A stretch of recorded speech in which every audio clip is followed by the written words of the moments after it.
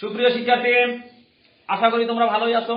আমি মোহাম্মদ মফিজুল ইসলাম, নরসিংদীপুর কেরামতি দাখিল মাদ্রাসা হিজলা পরিষদ। তাহলে আজ তোমাদের আমি একটা জ্যামিতি নিয়ে আলোচনা করব, যেটা হলো দেখো যে বৃত্তের একই চাপের উপরে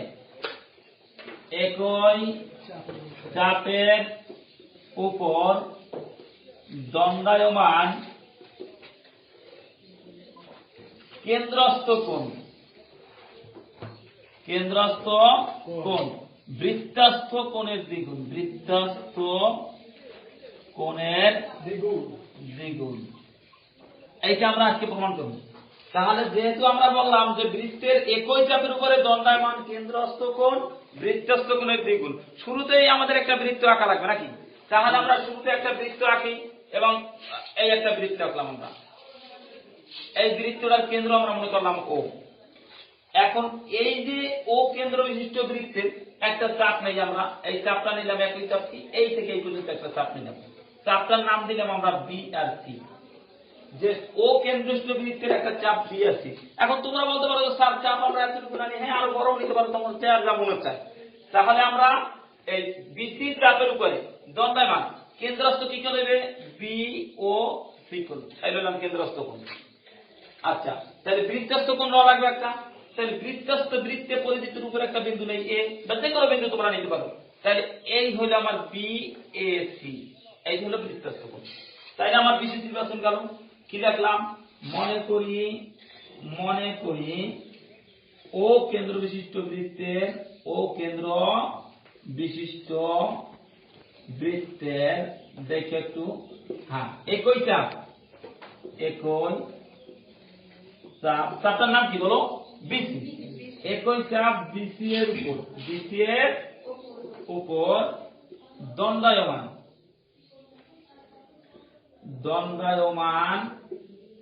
দণ্ডায়মান কি?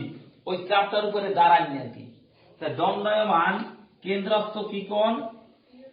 কেন্দ্রস্থ হইল আমাদের বি ও সি কোণ। এবং বৃত্তস্থ কি কোণ আছে আমাদের? বি এ সি কোণ। এই বি এ সি কোণ। তাহলে আমাদের প্রমাণ করতে হবে কি? প্রমাণ করতে হবে যে কেন্দ্রস্থ কোণ বৃত্তস্থ কোণের দ্বিগুণ। তাই কেন্দ্রস্থ কোণ হইল বি ও সি সমান 2 পূরণ বি এ সি। এটা প্রমাণ করতে হবে না? যে কেন্দ্রস্থ কোণ বৃত্তস্থ কোণের দ্বিগুণ। যদি 3 গুণ করতে আমরা 3 গুণ দিয়ে দিতাম, 4 গুণ করলে 4 গুণ দিয়ে দিতাম। কি সংখ্যা থেকে এতটুকু? আচ্ছা, প্রশ্ন করার আমি সুযোগ তোমাদের দেব। এখন এই প্রমাণটা করতে গেলে আমরা দেখলাম এই যে ফিগার, এই চিত্রের উপরে রাইখা আমরা তেমন কোনো প্রমাণ করতে পারি না। তাহলে আমরা যদি কিছু অঙ্কন করি, তা অঙ্কন করলে আমরা দেখো, অঙ্কনে লিখি আমরা যে এ ও যোগ করি এবং উহাকে আমরা ডি পর্যন্ত পরিচিত করলাম। এইটা হলো আমাদের একটা রশ্মি আঁকলাম, অর্থাৎ এই ডি কে তুমি আরো বাড়াইতে পারো। এখন তুমি বলো স্যার আমি ডি এই পর্যন্ত নিতে পারো, তোমার যতদূর মনে চায়। তাই কি লিখলাম আমরা? এ ও যোগ করি, এ ও কি করি? যোগ করি এবং কি পর্যন্ত? ডি পর্যন্ত বর্ধিত করি, ডি বিন্দু পর্যন্ত বর্ধিত করি,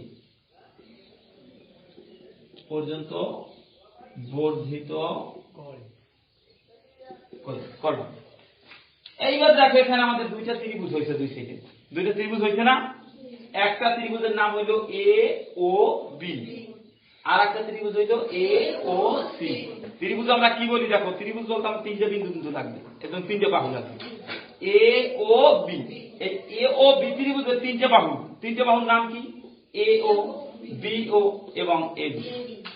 এবং দেখো, তাইলে আমরা প্রমাণে প্রথম শুরুতেই আমরা প্রমাণে দেখো কি লিখতে পারি?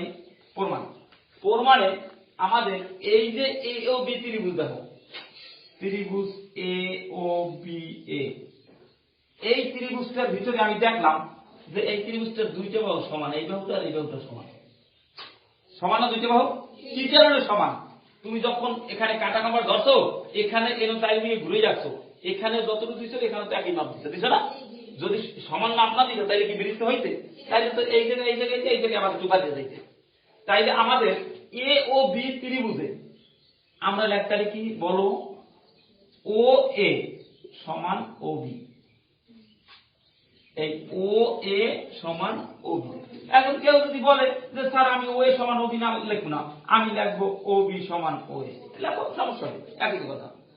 তাইলে আমরা জানি একটা ত্রিভুজের যদি এইরকম দুইটা হাত সমান, এদিকে রেখো কথা, একটা ত্রিভুজের যদি দুইটা হাত এরকম সমান থাকে, ওই হাতের সাথে যে দুইটা অন্তর্ভুক্ত কোণ থাকে, কোণ দুইটাও সমান। এটা একটা সূত্র আমরা জানি।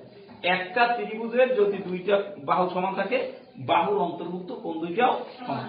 এই যে তাইলে এই বাহু আর এই বাহু সমান, তাইলে এই কোণ আর এই কোণ কি সমান। তাইলে এই কোণের নামটা কি বলো, দিদিমা বলো, এই কোণটার নামটা কি? এ বি ও কোণ। ফাইন, অর্থাৎ বি আমার মাঝখানে রাখতে হবে। কিন্তু কেউ যদি বলে ও বি এ কোণ, তারটা ভুল হবে। কথা বুঝতে পারছি? তাইলে আমি লিখতে পারি সুতরাং ও বি এ কোণ সমান, এই যে আমরা লিখতে পারি কি ও এ বি কোণ। দুইটা কোণ আমরা সমান পাই গেলাম। কি ঠিক আছে কিনা? যে আমাদের হাত দুইটা সমান, তাইলে কোণ দুইটা সমান। কোণ কিভাবে বলবো? ওই যে নিমে বলছে এ বি ও, বলো, আপত্তি নেই। আমি লিখলাম ও বি এ, আমার তো বি মাঝখানে আছে, আছে না? আবার এই কোণের কাল আমার এ মাঝখানে আছে না? এই গেল। দেখো একটু বললে কিন্তু শেষ, জমি শেষ প্রায়। এখন লেখা কিন্তু, তোমরা এই কথাটা কিন্তু, এই কথাগুলো কিন্তু তোমরা নিজে নিজে রাখবা, আমার তো নিচে দেখা নেই দেখতে। কিন্তু ত্রিভুজ এ ও বি এর বহিস্থ, বহিস্থ বলতে কি বোঝায় জানো? বাহিরের কোণ। বহিস্থ বলতে কি বোঝায়? বাহিরের কোণ। এই ত্রিভুজটার বহিস্থ কোণ কি হইবে? মানে একটা ত্রিভুজকে যদি এইরকম একটা হাত বাড়াইলে, এই বাড়াইনা বাহুটার সাথে যে ত্রিভুজের মেইন বাহুটার যে কোণ উৎপন্ন হয়, সেটাকে আমরা কি বলি? বর্ধিত কোণ। তা এই দেখো, এই এও বাহুটারে কিন্তু বর্ধিত করা হয়েছে। বর্ধিত করা হয়েছে না? এই বর্ধিত বাহুটা ত্রিভুজের অবি বাহুর সাথে একটা কোণ উৎপন্ন করছে। এই কোণটাই হলো বহিস্থ কোণ। এই কোণটার নাম কি? বহিস্থ কোণ। তার বহিস্থ কি কোণ? কোণটার নাম কি বলবো বলতো তখন? কি কোণ? এই যে তো ও মাঝখানে রাখা লাগবে, বি ও ডি কোণ, অথবা ডি ও ডি কোণ, কিন্তু ও মাঝখানে রাখা যাবে। তাই বহিস্থ কি কোণ বলবো আমরা? বি ও ডি কোণ। কিন্তু আমাদের সূত্র আছে, ত্রিভুজের বহিস্থ কোণ তার ভিতরের বিপরীত কোণ দুইটার সমান। এই ত্রিভুজের বহিস্থ কোণ হবে ত্রিভুজের ভিতরের যে কোনো দুইটা কোণের সমান, কিন্তু এই লগের কোণটা বাদ, এই কোণটা হবে না। কি কিছু কথা বলছো? তাইলে ভিতরের কোণ দুইটা কি কি করো? ভিতরের কোণ দুইটা কি কি? এই কোণটা বাদ, তাই এই কোণটার নাম কি কও?